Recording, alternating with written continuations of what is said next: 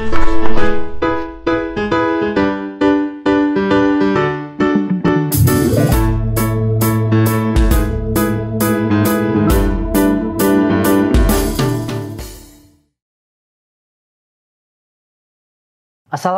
warahmatullahi wabarakatuh. Halo pemirsa, jumpa lagi bersama saya Herdi Handoko di acara kesayangan kita, Jogja Belajar. Nah, pada hari ini kita masih berada di TK, KB, dan TPA Amangputro, dan kita akan menggali lebih jauh lagi terkait dengan aktivitas ataupun kegiatan terkait dengan layanan pendidikan anak usia dini. Nah, di tengah-tengah kita pada kali ini juga sudah ada narasumber yang luar biasa, yaitu Ibu Sandra Suminar. Hai. Selaku Kepala Lembaga atau Pengelola dari TPA, KB, dan TK Amangputro.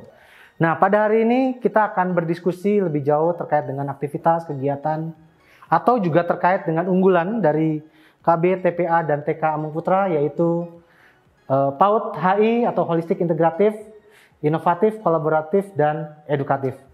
Nah, Bu Sandra, mungkin kita ingin menggali lebih jauh terkait dengan apa yang kemarin kita diskusikan, yaitu terkait dengan PAUD HI Inkole, sehingga pemirsa ini memiliki pemahaman lebih jauh terkait dengan unggulan dari layanan yang ada di PAUD ini, Bu. Mungkin bisa dijelaskan, Ibu, silakan. Baik, terima kasih Pak Herdi. Jadi pemirsa, yang disebut dengan holistik integratif yaitu layanan yang menyeluruh untuk anak usia dini, meliputi aspek pendidikan, kesehatan gizi, pengasuhan dan perawatan, perlindungan dan kesejahteraan. Itu adalah satu kerangkaian kegiatan dan bagian dari visi lembaga kami, yaitu mewujudkan layanan yang menyeluruh secara holistik integratif, menyeluruh secara sosial, budaya dan ekonomi, secara kekeluargaan dan profesional. Itu adalah visi yang dibangun dari kami.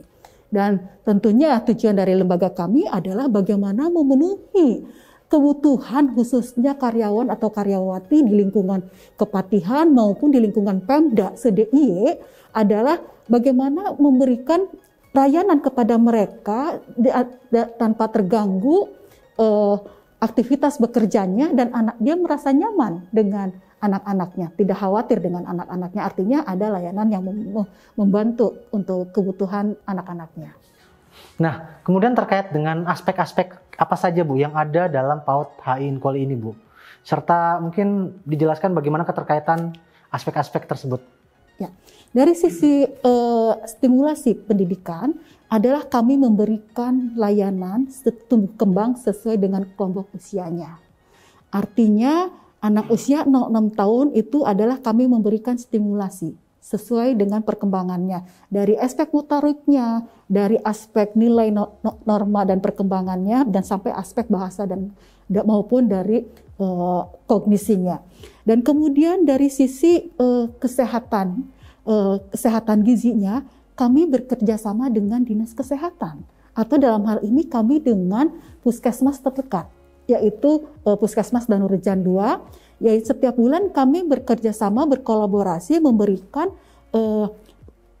perawatan atau memberikan penilaian perkembangan si anak itu sendiri. Jadi ada apa si anak itu? Jadi kalau ada bermasalah, kami kerjasama. Pernah kami ada terjadi setelah satu anak ada bermasalah, akhirnya kok ini ada khususan, kami akhirnya bekerja sama dengan ULD, Unit Layanan Difabel, yaitu bagaimana untuk supaya anak agak bermasalah itu. Artinya kami yang namanya teknik bukan memutuskan, bukan seorang psikolog yang memastikan ini anak bermasalah, tetapi kami juga menyampaikan kepada yang seharusnya siapa yang harus kita temui atau siapa yang bisa mensupport atau membantu kita. Artinya kami kerjasama dengan ULD, Unit Layanan Difabel, ini loh ada masalah, oh ternyata ini. Dan kemudian dari aspek pengasuhan dan perlindungan juga kami memberikan ada program pengasuhan, yaitu misalnya dengan kegiatan pendidikan berbasis karakter.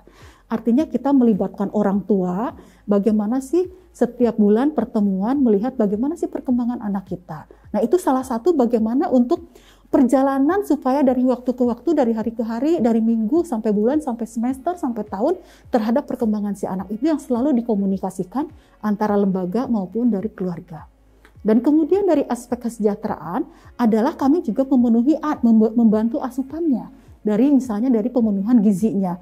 Jadi kebetulan kami disupport oleh Dikpora untuk pemberian makanan tambahan, Pak Herdi. Jadi setiap anak-anak yang waktu itu mungkin karena saat ini pandemi ya, mungkin waktu ketika normal kita mendapatkan kesempatan ini. Dan kemudian dari aspek tadi perlindungan sudah, dari aspek kesejahteraan juga dari dengan adanya support dari sisi pangannya, dan kemudian dari hal lain bagaimana untuk kebutuhan si anak. Dan kemudian bagaimana hubungannya dengan Inkole itu? Inkole itu inovatif, kolaboratif, edukatif.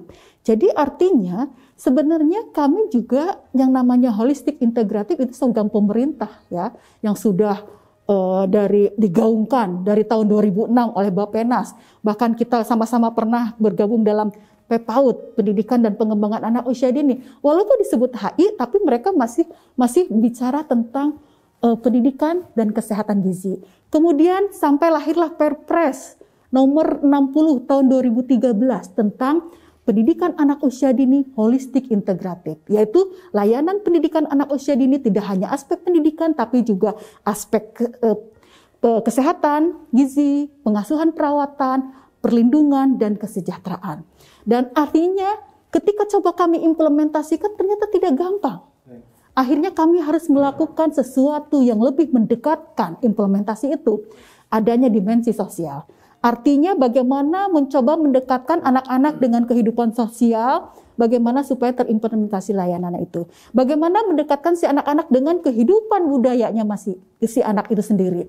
Kemudian dari sisi hal lain, dari sisi kegiatan ekonomi, artinya si anak tuh dari kelompok mana. Baik. Nah sebenarnya ini tidak hanya terjadi di sini ya Pak Herdi ya, bisa jadi di sini maupun di tempat yang lain. Baik, nah ini terkait dengan mekanismenya Bu, bagaimana mekanisme implementasi PAUD HI Inkole sendiri di TK, KB, dan TPA Amung Putro ini Bu? Ya, dari implementasi penerapan PAUD HI Inkole otomatis kita harus dari secara lembaga, kita harus mereview ulang bagaimana perjalanan dari lembaga itu sendiri.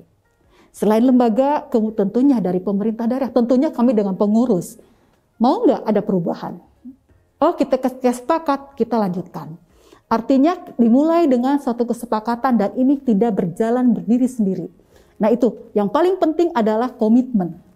Dari sisi lembaganya, pengurus maupun pemerintah daerah setempat. Karena kita ingin berinovasi. Terus kemudian setelah kita melakukan mereview, kita coba telaah. Apa yang sudah dilakukan? Apa yang belum dilakukan dan apa dilakukan, termasuk hambatannya dan seperti apa, dan harus seperti apa.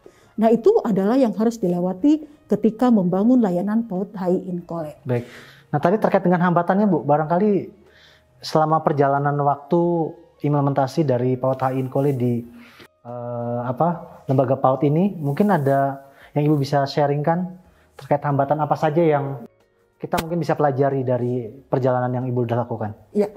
Tentunya yang pertama adalah ketika membangun visi misi, membangun persamaan, membangun pemahaman. Karena itu semua harus dibangun bersama untuk satu persepsi dulu. Ini loh yang namanya PAUD HI. Ini loh yang namanya PAUD HI Inkole. Kenapa kita ingin PAUD HI Inkole? Itu adalah kekuatan bersama.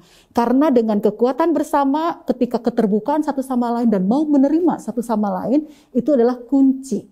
Artinya ini terbuka. Makanya kami telah melakukan bagaimana supaya bisa diterima, kami sudah pernah melakukan sounding di lingkungan dengan Zoom, Pak Herdi, yaitu dengan mengundang stakeholder, bagaimana mengenalkan tentang layanan PAUD HI Inkole. Sudah, iya, sebagai salah satu. Mungkin sekarang tidak bertanya, mana buktinya? Jangan tanya mana buktinya. Mari kita buktikan. Karena ini adalah kekuatan ketika anak-anak, ibu, bapak, yang semua pemirsa, khususnya di lingkungan kepatihan, atau di Pemda DIY ini, kita mengantarkan anak-anaknya di Amung Putra ini, adalah bagian dari inspirator-inspirator ke depannya. Karena anak yang hadir adalah embrio-embrio menjadikan cikal bakal, ini loh, kami menemukan dari beberapa anak, ternyata efek dengan perbedaan berbagai rangkaian anak, kami menemukan sesuatu, something new. Ada sesuatu yang harus dibangun. Itulah kekuatan dari kami. Jadi artinya ketika generasi yang hadir, angkatan pertama ini, angkatan kedua ini yang bisa hadir adalah mereka bagian dari embrio-embrio yang akan mensupporting PAUD Amung Putra ini. Baik. Nah terakhir mungkin Bu, bagaimana harapan Ibu terkait dengan PAUD HI Inkole ini? Mungkin apakah mungkin untuk diimbaskan ke lembaga-lembaga lain atau secara luas, tidak hanya di komplek kepatihan, tapi juga kabupaten dan daerah wilayah daerah istimewa Yogyakarta lainnya? Tentu Pak Herdi, karena di sini kebetulan Among Putra ini sebagai salah satu percontohan untuk DIY. Jadi kami bekerja sama dengan Dikpora, bagaimana memberikan layanan holistik integratif di lingkungan perkantoran. Jadi dengan harapan bahwa cikal bakal di sini kita bisa mengimbaskan. Minimal kami sempat mencoba mengimbaskan di lingkungan kecamatan. Kemudian mudah-mudahan nanti ke kota kabupaten dan mungkin se-DIY. Dan ini sebenarnya bisa meluas dan tidak sangat terbuka. Karena ini kita bicara pendekatan dan metode.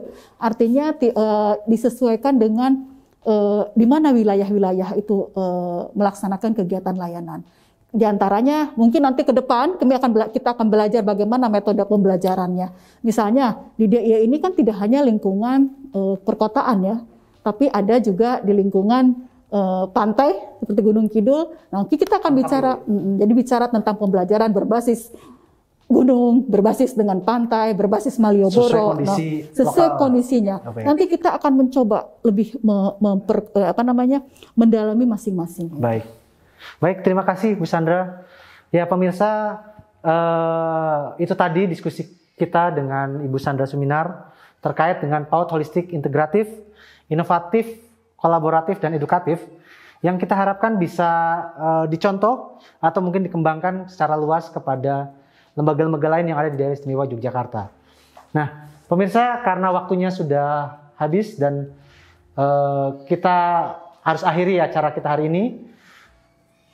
Sekian dari saya dan jangan lupa untuk tetap patuhi protokol kesehatan, menggunakan masker, cuci tangan dan jaga jarak.